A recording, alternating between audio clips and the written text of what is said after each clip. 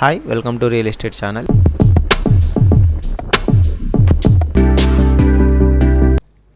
పాలకులకు ప్రజలకు మధ్య ఉన్న ఇనుప కంచెలు తొలగిపోవడం, అడ్డగోడలు అడ్డాల మేడలు పటపంచాలై ప్రజా ప్రభుత్వ పాలన మొదలైంది అధ్యక్ష.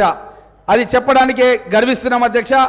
గౌరవ ముఖ్యమంత్రి శ్రీ యనమల రేవంత్ రెడ్డి గారు బాధ్యతలు స్వీకరించిన సందర్భంగా ప్రభుత్వ దృక్పథం ఏ విధంగా ఉంటుందో కూడా స్పష్టంగా తెలియజేశారు అధ్యక్ష. ప్రజాస్వామ్యంలో ప్రజాప్రతినిధులు ప్రజలకు సేవకులే తప్ప పాలకులు కాదని, పెత్తందారులు అంతకంటే కాదని సుస్పష్టంగా చెప్పారు అధ్యక్ష. ఈ క్రమంలోనే మొదలైంది అధ్యక్ష ప్రజావాణి కార్యక్రమం. యువకుల యొక్క ప్రాణ త్యాగాలు, విద్యార్థుల యొక్క పోరాటాలు, 4 కోట్ల ప్రజల ఆకాంక్షతో ఏర్పడిన రాష్ట్రం మనది అధ్యక్ష. అమరుల ఆశయాలను, విద్యార్థుల పోరాటాలను, పౌర సమాజం ఆకాంక్షలను పరిగణలోకి తీసుకొని పరిపాలన కొనసాగిస్తామని చెప్పి మా ప్రభుత్వం లక్ష్యంగా పెట్టుకోవడం జరిగిందని తెలియజేస్తూ అధ్యక్ష, గాడి తప్పిన ఆర్థిక వ్యవస్థ రాష్ట్ర ప్రభుత్వం దృష్టి సారించడం జరిగింది అధ్యక్ష. అన్ని విభాగాలపైన శ్వేతపత్రం ప్రకటిస్తాం అధ్యక్ష. ప్రజలకు విడుదల చేస్తాం అధ్యక్ష. ఎక్కడ లోపాలున్నాయో కనిపెట్టే పనిలో ఉన్నాం అధ్యక్ష. కాళేశ్వరం ప్రాజెక్టులో, మేడిగడ్డ అన్నారం బ్యారేజ్ నిర్మాణంలో నాణ్యత లోపాలున్నాయి అధ్యక్ష. అవినీతిపై విచారణ చేస్తాం అధ్యక్ష. అదేవిధంగా అధ్యక్ష ధరణి పోర్టల్ అడ్డం పెట్టుకోండి అధ్యక్ష. సాయంత్రం వరకు ధరణి పోర్టల్లో ప్రొహిబిషన్లో ఉండేది అధ్యక్ష. సాయంత్రం ఎవరికైనా డబ్బులు ఇచ్చి అధికారులను మేనేజ్ చేస్తే రాత్రికి రాత్రి అధ్యక్ష ప్రొహిబిషన్ తొలగిపోయింది అధ్యక్ష. మీరు అప్పుడు మా జిల్లా కాంగ్రెస్ పార్టీ అధ్యక్షుడు ఉన్నప్పుడు మేము మన ముఖ్యమంత్రి గౌరవ ముఖ్యమంత్రి గారు రేవంత్ రెడ్డి గారు కలిసి మన వికారాబాద్ కలెక్టరేట్ దగ్గరనే మనం పెద్ద ఎత్తున ధర్నా కార్యక్రమం చేసినాం అధ్యక్ష. ఆ రోజే మనం కలెక్టర్ గారికి కూడా స్పష్టంగా చెప్పినాం అధ్యక్ష, ఇది అవినీతి నడుస్తుంది ప్రభుత్వం, మీరు ఈ విధంగా చేయడం పేద ప్రజల కడుపు కొడుతున్నారని చెప్పినాం అధ్యక్ష. కాబట్టి తప్పకుండా ఈ యొక్క ధరణిని రద్దు చేస్తాం అధ్యక్ష. ధరణి స్థానం లోపల ఒక ప్రజలకు మంచిగా సమగ్ర సమాచారంతో సరళీకృత విధానాలతో ఒక భూమాత అనే పోర్టల్ను తీసుకొస్తాం అధ్యక్ష. అదేవిధంగా ప్రభుత్వ భూమిని పరిరక్షించడానికి ల్యాండ్ కమిషన్ను ఏర్పాటు చేస్తాం అధ్యక్ష.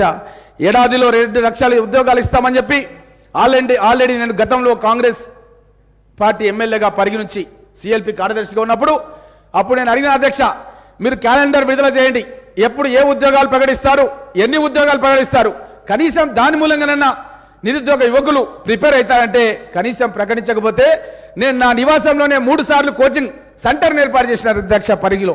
అయినా ఈ ప్రభుత్వం ఈ ప్రభుత్వంలో ఉన్న 9.5 సంవత్సరాలు ఎప్పుడు కూడా క్యాలెండర్ ప్రకటించారు అధ్యక్ష. మేము ప్రభుత్వం ఏర్పాటు చేయడానికి ముందే అప్పుడు పిసిసి అధ్యక్షుడు ఉన్న మన ముఖ్యమంత్రి రేవంత్ రెడ్డి గారు స్పష్టంగా 2 లక్షల ఉద్యోగాలు ఎప్పుడు ఏ ఉద్యోగాలు భర్తీ చేస్తాం అనేది స్పష్టంగా మేము ప్రకటన చేసినాం అధ్యక్ష. 6 నెలల్లోనే ఈ కార్యక్రమాన్ని ప్రారంభిస్తాం. ఏడాది లోపలనే 2 లక్షల ఉద్యోగాలు భర్తీ చేస్తాం. అదేవిధంగా తెలంగాణ ప్రదేశ్ కాంగ్రెస్ కమిటీ, మన తెలంగాణ పబ్లిక్ సర్వీస్ కమిషన్ కూడా అధ్యక్ష ఏ విధంగా అయితే యూనియన్ పబ్లిక్ సర్వీస్ కమిషన్ ఉందో అదే మోడల్ లోపల మన సుప్రీంకోర్టు యొక్క మార్గదర్శకాలతో పూర్తిగా దాన్ని ప్రక్షాళన చేస్తాం అధ్యక్ష. నిరుద్యోగ యువకులకు ఎక్కడ ఎలాంటి ఇబ్బందులు కాకుండా మేము వారికి అండగా ఉంటామన్న విషయాన్ని కూడా తెలియజేస్తూ అధ్యక్ష. వ్యవసాయానికి 24 గంటల కరెంట్ అధ్యక్ష, తప్పకుండా మేము ఇచ్చిన మాట కట్టుబడి ఉన్నాం అధ్యక్ష. ఎన్నోసార్లు ఈ యొక్క బీఆర్ఎస్ నాయకులు ఈ విషయం పైన ప్రజల్లో తప్పుదోవ పట్టించే ప్రయత్నం చేశారు అధ్యక్ష. మేము 24 గంటల కరెంటుది మా మేనిఫెస్టోలో పెట్టినాం అధ్యక్ష, దానికి కట్టుబడి ఉన్నాం అధ్యక్ష. ఈ బీఆర్ఎస్ ప్రభుత్వం గతంలో చెప్పింది అధ్యక్ష, అప్పుడున్నటువంటి మన కోమటిరెడ్డి వెంకటరెడ్డి గారు అప్పుడు ఎంపీగా ఉండి తను సబ్స్టేషన్ల దగ్గరికి వెళ్ళి సబ్స్టేషన్ దగ్గర లాగ్ బుక్ తీసుకొని వెరిఫికేషన్ చేసి ప్రజలకు విడుదల చేసిన అధ్యక్ష. ఈ యొక్క ప్రభుత్వం ఏదైతే చెప్తుందో అది 24 గంటలు కాదు, కేవలం 10-12 గంటలు మాత్రమే ఇస్తుంది అన్న విషయాన్ని ప్రజలకు స్పష్టం చేసినాం అధ్యక్ష. ఆ విషయాలన్నీ కూడా మీకు తెలియజేస్తూ అధ్యక్ష, అదేవిధంగా అధ్యక్ష ముఖ్యంగా మీ దృష్టికి తీసుకొస్తున్నాం అధ్యక్ష, ఈ యొక్క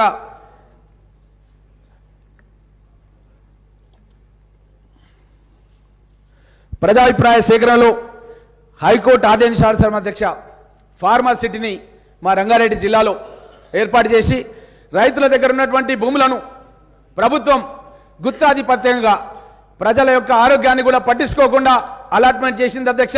దాన్ని మా ముఖ్యమంత్రి గారు పదవి స్వీకారం చేయగానే రద్దు చేయడానికి మేము చాలా సంతోషంగా ఉందన్న విషయాన్ని మీకు అందరు కూడా తెలియజేస్తాం అధ్యక్ష. అదేవిధంగా వడ్డీ లేని పంట రుణాలను 3 లక్షల వరకు అందిస్తాం అధ్యక్ష. అన్ని ప్రధాన పంటలకు సమగ్ర బీమా పథకాన్ని అందిస్తాం అధ్యక్ష.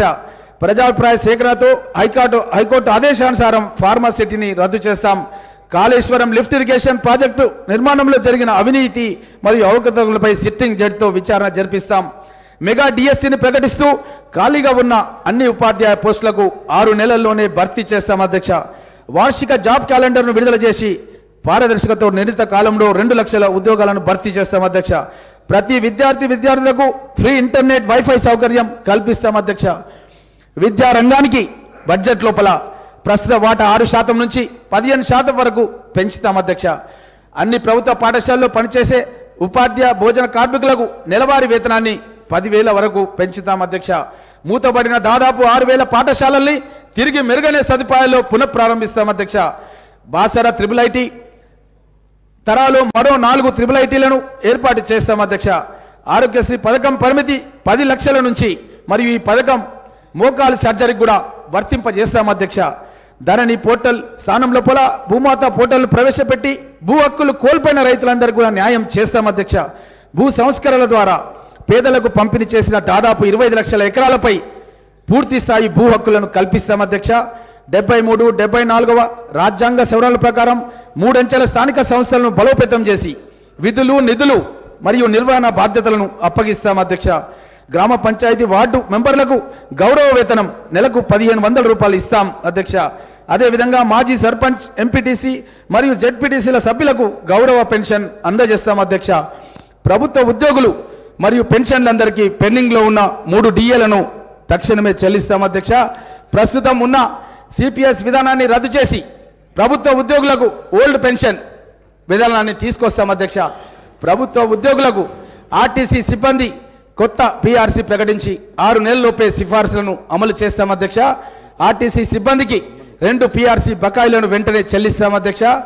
ప్రతి ఆటో డ్రైవర్కు సంవత్సరానికి 12,000 రూపాయలు ఆర్థిక సాయం చేస్తాం అధ్యక్ష. పెండింగ్లో ఉన్న అన్ని ట్రాఫిక్ చలాన్లు 50% రాయితీతో 1 టైం సెటిల్మెంట్ ద్వారా పరిష్కరిస్తాం అధ్యక్ష. బెల్ట్ షాపులను పూర్తిగా రద్దు చేస్తాం అధ్యక్ష. ఎస్సీ వర్గీకరణ అనంతరం మాదిగా, మాల, ఇతర ఎస్సీ ఉపకులాలకు కొత్తగా 3 ఎస్సీ కార్పొరేషన్లు ఏర్పాటు చేస్తాం అధ్యక్ష.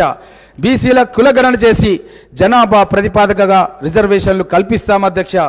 సంచార జాతులకు విద్యా ఉద్యోగ అవకాశాల్లో 5% రిజర్వేషన్ కల్పిస్తాం అధ్యక్ష. ప్రతి జిల్లా కేంద్రంలో ప్రొఫెసర్ జయశంకర్ పేరు మీద బీసీ భవన్ ఏర్పాటు చేస్తాం అధ్యక్ష. జనగామ జిల్లాకు సర్దార్ సర్వాయి పాపన్న గౌడ్ పేరు పెడతాం అధ్యక్ష. అన్ని వెనుకబడిన కులాల వారికి కార్పొరేషన్లు ఏర్పాటు చేసి తగు నిధులు కేటాయిస్తాం అధ్యక్ష. వెనుకబడిన తరగతులకు బీసీ సప్లాన్ అమలు చేస్తాం అధ్యక్ష. ఈబీసీలకు ప్రత్యేక సంక్షేమ బోర్డు ఏర్పాటు చేస్తాం అధ్యక్ష. సరిపడిన నిధులతో మైనార్టీ సప్లాన్ తీసుకొస్తాం అధ్యక్ష.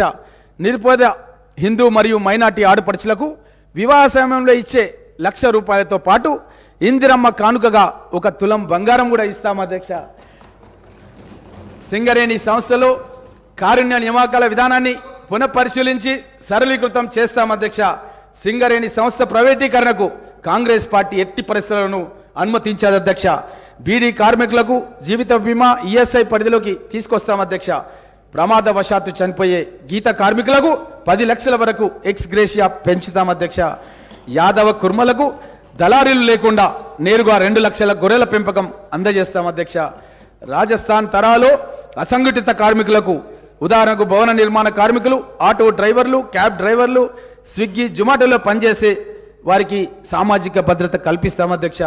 స్వయం సహాయక బృందాలను పావులా వడ్డీతో పరిమితిని 10 లక్షల రూపాయల వరకు రుణ పరిమితిని పెంచుతాం అధ్యక్ష. పుట్టిన ప్రతి బిడ్డకు ఆర్థిక సాయంతో కూడిన బంగారు తల్లి పథకాన్ని పునరుద్ధరిస్తాం అధ్యక్ష. 18 సంవత్సరాల పైబడి చదువుకునే ప్రతి యువతికి ఎలక్ట్రిక్ స్కూటర్ను అందజేస్తాం అధ్యక్ష. అందులో భాగంగానే 200 యూనిట్లు ప్రతి పేద కుటుంబానికి ఉచితంగా ఇస్తున్నాం అధ్యక్ష. దాంట్లో 150 యూనిట్లు సరిపోతాయి అధ్యక్ష. ఒక 50 యూనిట్లు మహిళలు చదువుకోవాలని, వాళ్ళ యొక్క పనులు చేసుకోవాలని దానికి ఒక 50 యూనిట్లు మేము ప్రత్యేకంగా దాంట్లో కరెంటు ఉచితంగా ఇస్తున్నామనే విషయాన్ని కూడా తెలియజేస్తున్నాం అధ్యక్ష. అన్ని జిల్లా కేంద్రాల లోపల ఓల్డేజ్ హోమ్స్ ఏర్పాటు చేస్తాం అధ్యక్ష. సుదీర్ఘ కాలంలో పెండింగ్లో ఉన్న హైదరాబాద్ జర్నలిస్టుల ఇండ్ల స్థలాల సమస్యను పరిష్కరిస్తాం అధ్యక్ష. గతంలో కూడా మీరు రికార్డులు తీసుకుంటే అధ్యక్ష, జర్నలిస్టులకు ఇచ్చినటువంటి స్థలాలు మన బంజారాహిల్స్లో ఉన్న జర్నలిస్ట్ కాలనీ కానీ, జూబ్లీస్లో ఉన్న జర్నలిస్ట్ కాలనీ కానీ, మన గోపన్పల్లిలో ఉన్నటువంటి జర్నలిస్ట్ కాలనీ కానీ అధ్యక్ష, జర్నలిస్టులకు కాంగ్రెస్ ప్రభుత్వంలోనే మేము ఇవ్వడం జరిగిందన్న విషయాన్ని మీకు అందరు కూడా తెలియజేస్తున్నాం అధ్యక్ష. మరణించిన జర్నలిస్టు కుటుంబాలకు కూడా 5 లక్షల రూపాయలు ఇస్తాం అధ్యక్ష. రాష్ట్రంలో ఉన్న ప్రజా పంపిణీ రేషన్ డీలర్లకు 5,000 గౌరవ వేతనం ఇస్తాం అధ్యక్ష. ఇక తెల్ల రేషన్ కార్డులపై ఇక నుంచి సన్న బియ్యం సరఫరా చేస్తాం. గల్ఫ్ కార్మికుల కోసం సంక్షేమ బోర్డు ఏర్పాటు చేస్తాం. మరణించిన గల్ఫ్ కార్మికుని కుటుంబానికి 5 లక్షలు ఎక్స్గ్రేషియా చెల్లిస్తాం. దివ్యాంగుల నెలవారీ పెన్షన్ ఇక నుంచి 6,000కు పెంచుతాం. ప్రతి జిల్లాకు రెసిడెన్షియల్ స్పోర్ట్స్ స్కూల్ను ఏర్పాటు చేస్తాం. హోంగార్డుల వేతన సవరణలతో పాటు వారి అన్ని సమస్యలను తక్షణమే పరిష్కరిస్తాం. నిరుద్యోగులకు ఉపాధి కల్పనగా ప్రత్యేక పారిశ్రామిక విధానాన్ని తీసుకొచ్చి చిన్న మరియు మధ్యతరగతి పరిశ్రమలకు భారీ ప్రోత్సాహాలు అందజేస్తాం. అంగన్వాడీ టీచర్లకు నెలసరి వేతనం 18,000కు పెంచుతూ ఈపీఎఫ్ పరిధిలోకి తీసుకొచ్చి ఉద్యోగ భద్రత కల్పిస్తాం అధ్యక్ష. 50 సంవత్సరాలు దాటిన జానపద కళాకారులకు నెలకు 3,000 రూపాయల పెన్షన్ చెల్లిస్తాం అధ్యక్ష. ఉస్మానియా ఆసుపత్రిని హెరిటేజ్గా గుర్తించి పూర్తి స్థాయిలో ఆధునీకరించి పూర్వ వైభవాన్ని తీసుకొస్తాం అధ్యక్ష. బీఆర్ఎస్ ప్రభుత్వం అధ్యక్ష, వాళ్ళు 2004లో ప్రభుత్వానికి రాకముందు అధ్యక్ష, ఉస్మానియా ఆసుపత్రి దగ్గర ట్విన్ టవర్ హాస్పిటల్స్ కడతామన్నారు అధ్యక్ష. ట్విన్ టవర్ హాస్పిటల్స్ కడతామని చెప్పి అప్పుడు నేను అష్యూరెన్సెస్ కమిటీలో సభ్యుని అధ్యక్ష. అష్యూరెన్సెస్ కమిటీలో నేను అక్కడ ఉన్నటువంటి అధికారాన్ని అడిగిన అధ్యక్ష, ఎందుకు కట్టట్లేదంటే వాళ్ళు చెప్పిన విషయాలు అధ్యక్ష. అక్కడ డెంటల్ కళాశాల వాళ్ళు అబ్జెక్షన్ చేస్తున్నారంటే నేను అన్నాను, మేమంతా సభ్యులమంతా కలిసి విజిట్ చేస్తాం, డెంటల్ కాలేజ్ విద్యార్థులను ఒప్పిస్తామంటే మళ్ళీ నెక్స్ట్ మీటింగ్ కల్లా అదేం లేదు సార్, ఆర్కిటెక్ట్కు డ్రాయింగ్ పంపించడం వస్తుంది సార్ అన్నారు. కానీ కట్టలేదు అధ్యక్ష. ప్రభుత్వం కట్టాలన్న ఉద్దేశం లేదు అధ్యక్ష. పేద ప్రజలకు సంబంధించిన హాస్పిటల్ అధ్యక్ష, ఉస్మానియా హాస్పిటల్, అక్కడ ట్విన్ టవర్ కడతామని చెప్పి వాళ్ళ మేనిఫెస్టోలో పెట్టి 9.5 సంవత్సరాల అధికారంలో ఉండి కరోనా సమయం లోపల పేదవాళ్లకు ఆసుపత్రులే కరువై 1000 మంది చనిపోతుంటే కూడా పట్టించుకోలేదు అధ్యక్ష ఈ ప్రభుత్వం. అదేవిధంగా అధ్యక్ష, మన అంగన్వాడీ టీచర్ల మన ఎల్బీ నగర్, ఆరంగర్, మహదీపట్నం, బిహెచ్ఎల్ రూట్లలో కొత్త మెట్రో మార్గాలను కూడా నిర్మిస్తాం అధ్యక్ష. అదేవిధంగా అధ్యక్ష, గతం లోపల పాలన ఏ విధంగా ఉంటుండే అధ్యక్ష అంటే ఒక గజ్వేల్, ఒక సిద్దిపేట, ఒక సిరిసిల్ల అధ్యక్ష.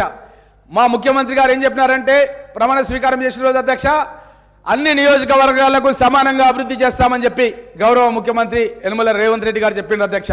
కానీ గతంలో ఏమైందంటే అధ్యక్ష, అభివృద్ధి అనేది కొన్ని నియోజకవర్గాలకే చేసి ఆ అభివృద్ధి ఏదో అన్ని నియోజకవర్గాలకు తెల్లారో మరునాడో జరుగుతుందని ఒక భావన కలిగే విధంగా పత్రికా మాధ్యమాల్లో, టీవీల్లో, పేపర్లో ప్రచారం చేసిరు అధ్యక్ష. ఆ విధంగా ప్రజలను నమ్మించి మోసం చేసిరు అధ్యక్ష. కానీ అధ్యక్ష, నేను పరిగి నియోజకవర్గం, మన ముఖ్యమంత్రి గారు కొడంగల్ నియోజకవర్గం అధ్యక్ష, మేము అపోజిషన్లో ఉండే అధ్యక్ష ఒక రైల్వే లైన్ శాంక్షన్ చేయించుకున్నాం అధ్యక్ష. వికారాబాద్ నుంచి Naskal railway station, Parigi railway station, Doma railway station, Dadapur railway station, Kosgi ముఖ్యమంత్రి గారి కాన్స్టిట్యున్సీ అధ్యక్ష, నారాయణపేట నుంచి మక్తల్ వరకు అధ్యక్ష. మేమందరం కూడా ఇదే శాసనసభలో మాట్లాడినాం అధ్యక్ష.